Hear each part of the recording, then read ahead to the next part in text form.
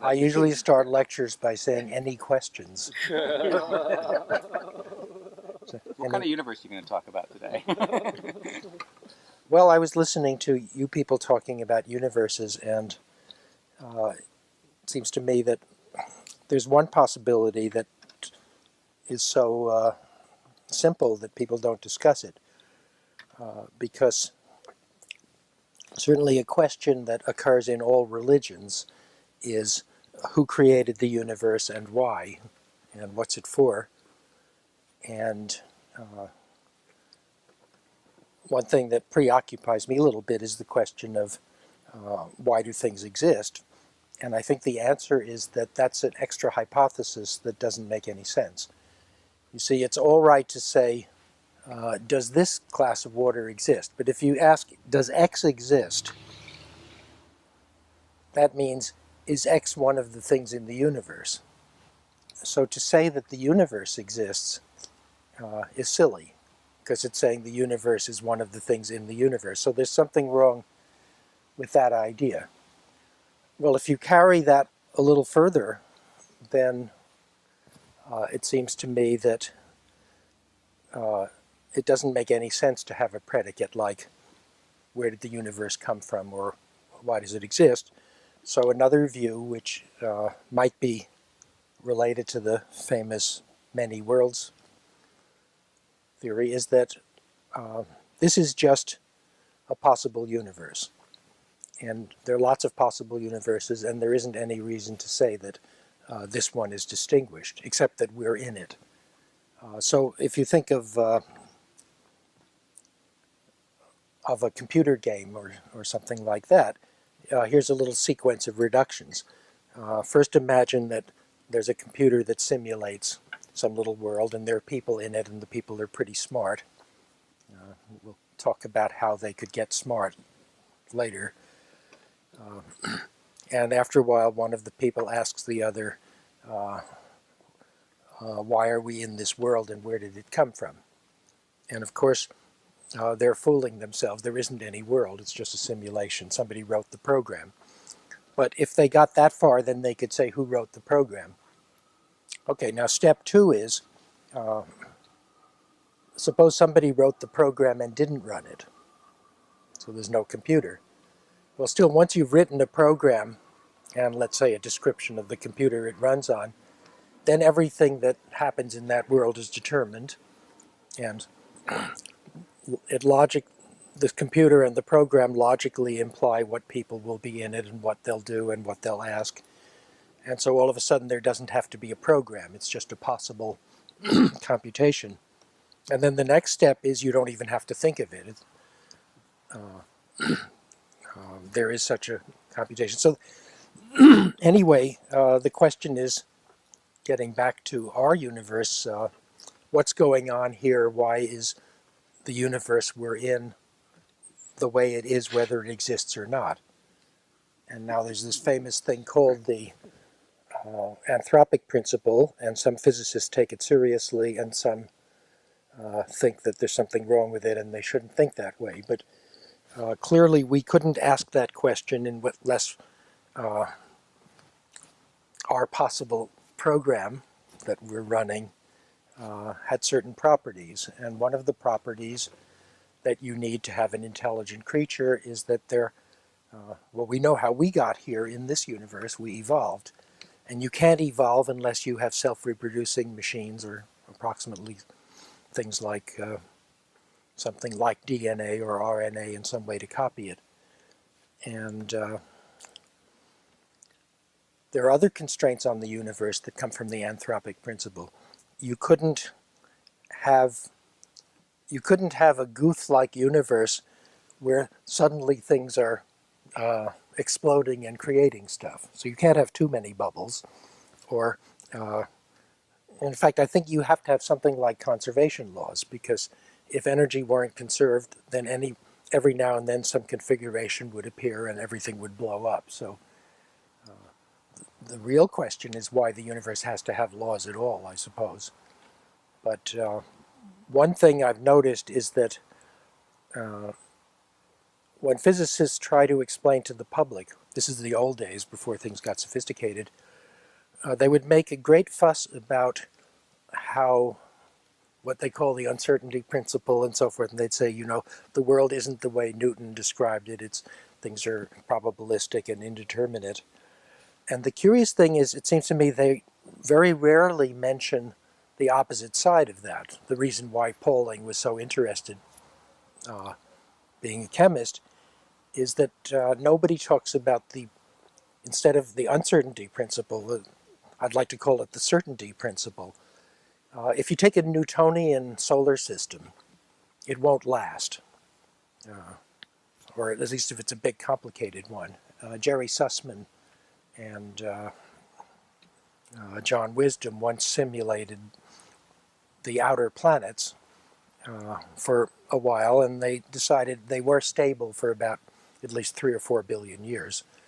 But it looked like the orbit of Pluto was chaotic. They didn't simulate the inner planets, and for all we know, or for all I know, it might be that the influence of Jupiter and Saturn, which are really big, are enough that at some point in that time, maybe the Earth will get enough energy to be thrown out into space. But generally, in classical physics, you can't have things like atoms with things in orbits that stay there a long time. And it's only... So what I'm saying is nobody explains to the children in grade school and high school when they talk about quantum mechanics that in fact quantum theory is why things are so stable and certain. They'll emphasize that if you had a DNA molecule, there's a possibility that one of the carbon atoms will suddenly tunnel out and land in Arcturus. But the fact is that at room temperature, a molecule of DNA is good for several billion years, and that's one of the reasons why evolution is possible. So it's sort of interesting that in communicating with the public, most physicists are so entranced with uncertainty that, have you ever heard a physicist explain that quantum mechanics is why things don't jump around?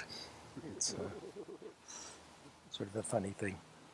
And I think this question of why the universe is the way it is, if you think of a collection of possible ones, is maybe we should take the anthropic principle more seriously and say, if you're thinking of various models, which of them are stable enough to support the kind of evolution that we know took the order of a billion years. Apparently the first cells appeared pretty quickly after the Earth got cool enough. I think I've heard people estimate that it's less than 100 million years. And then it took about 3 billion years to get to really good cells, that animals and plants appeared about 400 or 500 million years ago, and then things took off very rapidly. But evidently it was a long period where nothing much happened.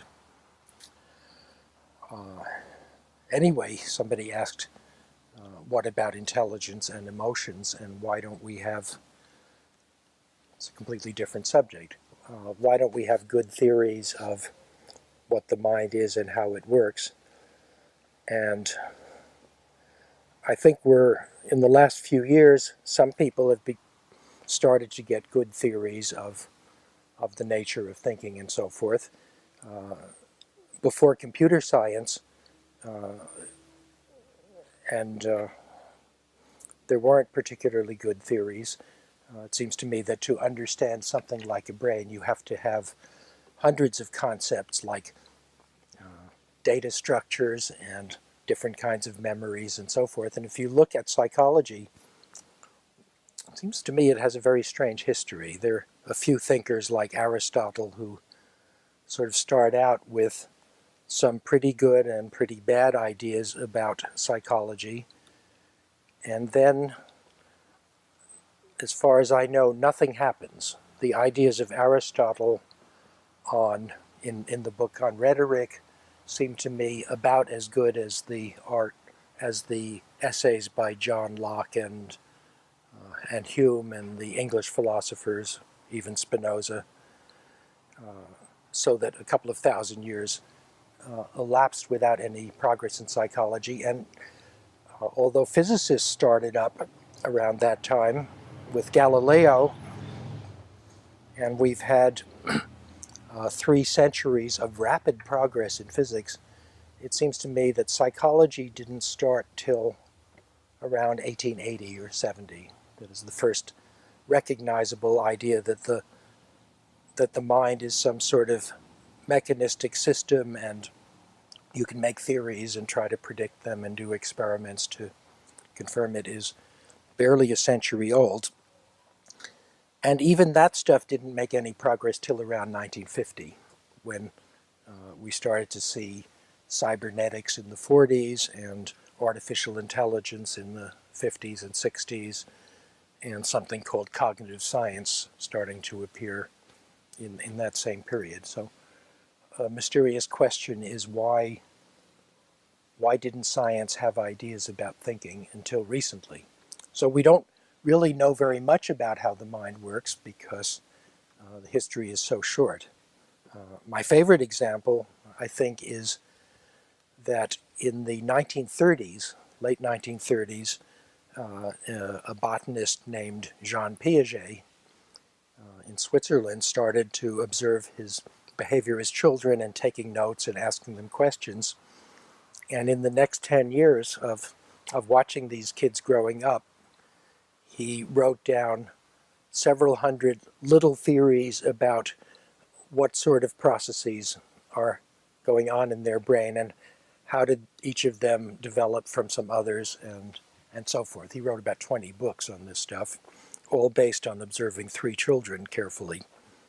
And although people nitpick about the observations he's made, the general structure seems to have held up. And strangely enough, almost all of the processes he described seem to happen at about the same rate and the same ages in all the cultures that have been studied, which is a whole lot. So, but the question isn't was Piaget right or wrong, but why wasn't there someone just like that 2,000 years ago? What is it about the nature of cultures and science and so forth that no one thought to observe children and try to figure out how they work? Because Piaget didn't need cyclotrons. What he used is glasses of water and pieces of candy, and make little shapes of candy of different forms. You know, sometimes you'd have 5 candies close together and 5 spread out. And children younger than 5 years old will very much prefer the ones that are spread out. The conjecture is that they're estimating size by the extent, whereas 7-year-olds say, oh, it's the same, I'll take these, I can, because it's easier to pick up. And, what happens between 5 and 7, and he tried to make some theories of that, and some of those theories were okay. Seymour Papert was a research assistant for him, and he had another theory which I liked better, and we studied some children. And anyway, the point is that theories of the mind are very recent. Psychology really went through many phases that we now think are very silly and shallow. But the reason for that was that people didn't have the ideas of data structure. There was something called mathematics, which worked very well for physics. But it turns out that the kinds of mathematics that developed in the years before computers were not good at describing in detail what would happen in a process that involved maybe a dozen laws. In physics, we're successful because we discover ways to account for very large classes of phenomena with just 3 laws like Newton or 4 forces or whatever, and the number of assumptions are always less than 10 or so. And then there's some chance that mathematics will give you ways to do logical reasoning and figure out exactly what might be consequences of those simple laws. But if you take 20 assumptions, mathematics is dead. There's a beautiful subject that both physicists and mathematicians love called group theory. And group theory is a little mathematical thing where you make about 5 assumptions. And from these 5 assumptions, you get lots of problems and theories that people spend their lives on. There are some problems in group theory that have been unsolved for 100 years, but there are many that have been solved. But my point is that if you make 5 assumptions about the same things, these assumptions are different, then you're on the edge of what people can understand. On the other hand, if you write a computer program to do something, and it has 100 lines of code, then we don't have any way to figure out the consequences of that in general. It's just too hard. And it seems to me that the reason why psychology didn't get anywhere until starting around the 1950s was that in the appearance of what we now call computer science, several hundred new ideas appeared that no one had ever had. So very often people think of computer science as the science of what computers do. And I think of it as quite different. Computer science is a new way to describe and think about complicated systems, and it comes with a huge library of new ideas. For example, sometimes I hear brain people saying, well, it looks like memory is located in the hippocampus. And then another one says it's not located in the hippocampus, it's only stored there for a little while, and then somehow it's moved into somewhere in the cortex, other cortex. The hippocampus has 4 or 5 cortexes of its own. And they talk about working memory and long-term memory and short-term memory. Now, even in the year 2002,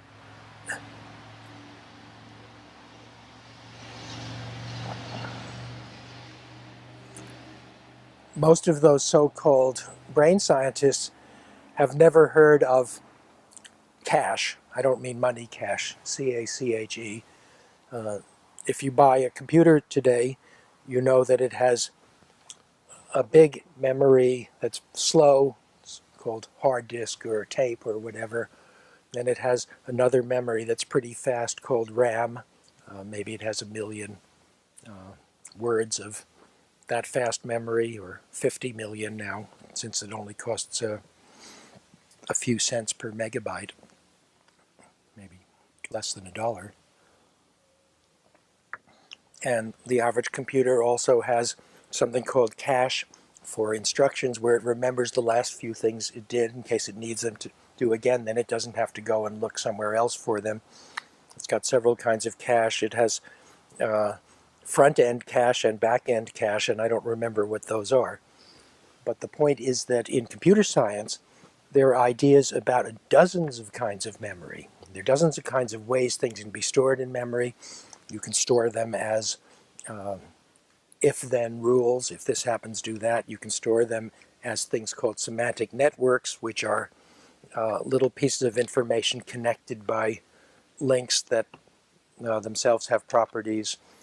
You can store things in what are called neural networks, which are like semantic nets, except that the links are dumb.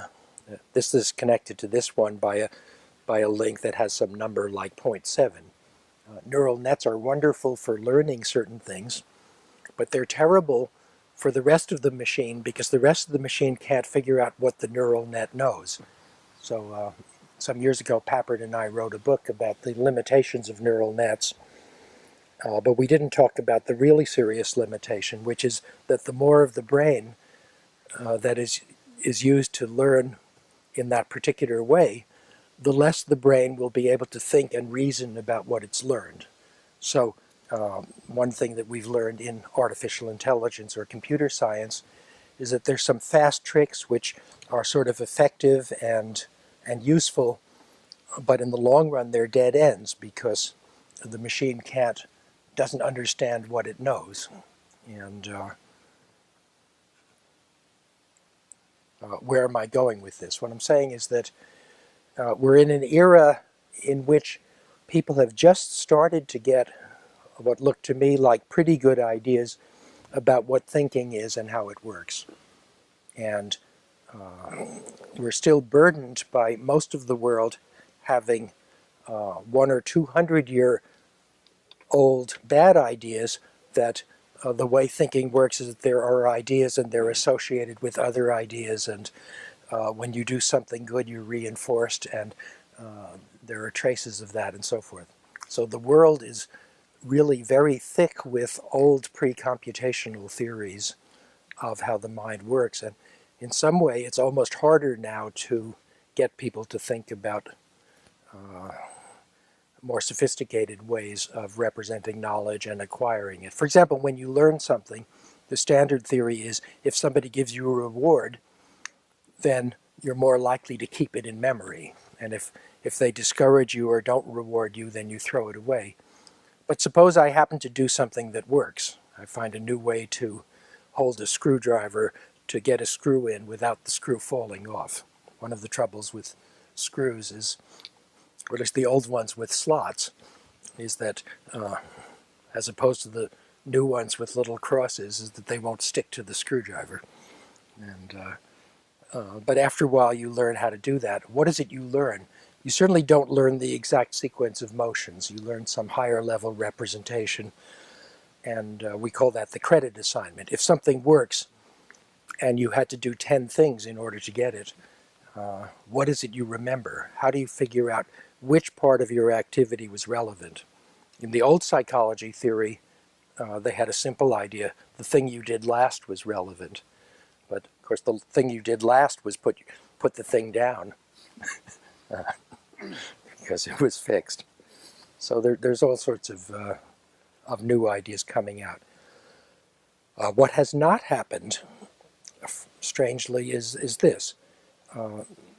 The first experiments to get computers or computer programs to simulate human problem solving actually started around in the early 1950s. I'd even say just before computers became available to the general public. For example, there was a early computer at Princeton designed by John von Neumann. Several copies of it were built. He was a mathematician who appears to be the first or second person who clearly had the idea of the modern computer. There was also a fellow in Germany named Konrad Zuse who worked out this idea, but he couldn't get anyone to pay attention to him. And the main idea about the main difference between the modern computer and the computing machines that had come before is that the old computing machines could perform the same kinds of operations. They could add numbers, they could store things here and there and get them out again.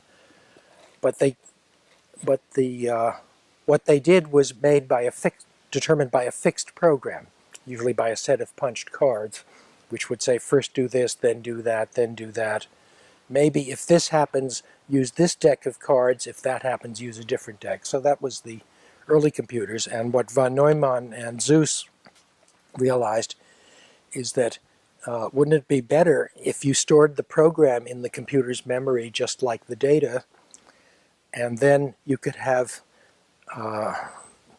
they were thinking of the future rather than the present, and then maybe someday the computer could compute a new program for a new job and store it, and that made the computers more powerful. And in the early 1950s, for the first time, computers got enough memory so that there was actually room to store new programs in them, and some pioneers started in 1954, 5, 6, started experiments where they actually wrote programs that wrote new programs that would then run. And this led to the development of certain languages which were very good at writing, in which you could write programs that would write in the same language so they could keep changing. So there's a lot of progress, and by 1960 we had two major languages which were good at modifying themselves. Unfortunately, these languages were a little bit unfamiliar to other people who didn't see the great power of programs that could change themselves, and the world was overtaken by other terrible languages like the famous C language, or Fortran, or Algol, and so forth, which became universally popular and in which it's almost impossible to write programs that change themselves. That's just a parenthesis. Is it Bentham's law that says the bad drives out the good? Whose law is it? Gresham's law. In modern software practice, we see this. I can't understand why this 35-year-old language called Unix is suddenly becoming popular, but the only thing I can think of is that the other operating systems got filled with so much garbage in the intervening 35 years that nobody could deal with them. And it's not that Unix is the latest thing. It's the last fossil that hasn't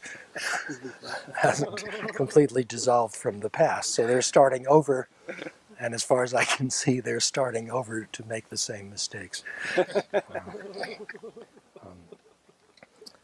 Well, in the early days of this thing called artificial intelligence, we started to try to make programs that would do very advanced things.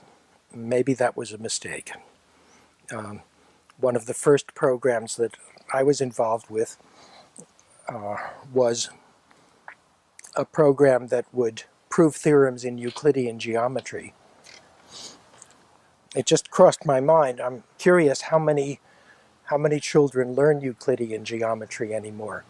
What Euclidean geometry used to be was a rather amazing subject where you would learn a dozen assumptions, like that 2 points determine a unique line, or if there are 2 lines, then they're either parallel and don't intersect, or if they intersect, they just intersect in one place, and that 2 triangles are the same in all respects if they're the same in 2 sides and an angle between them, and so forth. Euclid, I don't know when the hell Euclid was, probably 600 BC. This was a wonderful subject because you were in a world where assumptions were very simple and there were only a small number of them, and you used a logic which was very clear, and so it's a beautiful thing, and you get all sorts of interesting truths and falsehoods, and you can check them and so forth. For some reason, a large fraction of humans find it very hard to deal with a subject where you don't have to know much. It's a great mystery to me how you can be bad at mathematics when mathematics is the simplest of all things. Yet you get people who get high grades in history or social sciences where nobody has the slightest idea of what's going on, and you can't understand anything. That's a side subject. How could a person be bad at mathematics? It must be that somehow they get a wrong model of what the activity is. I remember once trying to tutor a student who couldn't prove theorems, and I said, "What's your trouble?" And he said, "Well, I think I was sick the day that the teacher explained how you prove theorems." So this poor kid thought that there was some special way to do this. Of course, the way you do it is by using general common sense knowledge of figure out if 2 things are related, which one is causing the other, and that sort of thing. And in fact, when I told the student that there wasn't any known way to do this yet, he brightened up and got better at it, because he really seemed to think there was something he didn't know that he needed to know, and that it wasn't a matter of drawing on the general resourcefulness that you'd expect every normal person to have. If you didn't know you're supposed to be a little bit original, maybe it's hard. Anyway, I was fussing with geometry a little bit, and I wrote down a draft for how would you make a program that would, in fact, take some statement in Euclidean geometry and find a proof for it. And that was in the late 50s. And by 1960, a little group at IBM Research managed to write one of these programs that, in fact, was pretty good and could compare pretty well to a high school student's ability at that sort of thing. Shortly after that, we had a student who wrote a program that solved symbolic problems in calculus, integral calculus, and it did it well enough on an old computer that it could get an A in the MIT first-year calculus course. Of course, it couldn't do the word problems, but it did quite well in calculus, and we told it about 50 or 100 little rules of thumb that you use in different situations, and worked very well. So here we're aiming at what's considered to be fairly high quality of human performance. Before long, in fact, that program had evolved into a computer that was better, into a program that was better than any human in the world. And there was a commercial version of that program called Maxima, for Project Max Symbolic Mathematician Program, which in fact put a lot of mathematicians out of business who had been involved in trying to find new ways to integrate functions. It's an exciting story. But it couldn't do word problems, so a couple of years later, one of our graduate students decided he would try to get a computer to solve less formal problems, like John was 4 years older than Joseph when Joseph was twice as old as John had been 10 years ago. Most high school students, I don't know if that's a real problem, but most high pi years old. Right. But most, even high school students have considerable trouble with that. If you can get your head clear, which is hard, you end up with two equations about John's age and the other guy's age, and the two equations are different, and if you're lucky, they have a unique solution. And this program was able to take pretty complicated English sentences and figure out what equations they were talking about and solve the equation. If it was about anything else, it couldn't do anything, and we tried to improve that program for a while, but it was a dead end in the sense that if you asked the program to do anything else, it didn't know what the words mean. So people started to use computers for other specialized problems, and by 1980, we had tens of thousands of programs, each of which was quite good at doing some very special thing. But there was no program that could do the kinds of things that you'd expect your 5-year-old to do. In fact, 5-year-old can beat you in an argument if you're wrong enough and the kid is right enough. To make a long story short, we've regressed from calculus and geometry and high school algebra and so forth, and we're trying to get people to work on common sense problems like the sort that every 4 or 5-year-old can do. And what's interesting is that although there are perhaps 100,000 people writing expert programs, maybe even 1 million around the world, expert specialized programs, I've only been able to find about a dozen people so far in the world who are interested in trying to do simple, everyday, common sense jobs of the sort that all children can do. Thank you.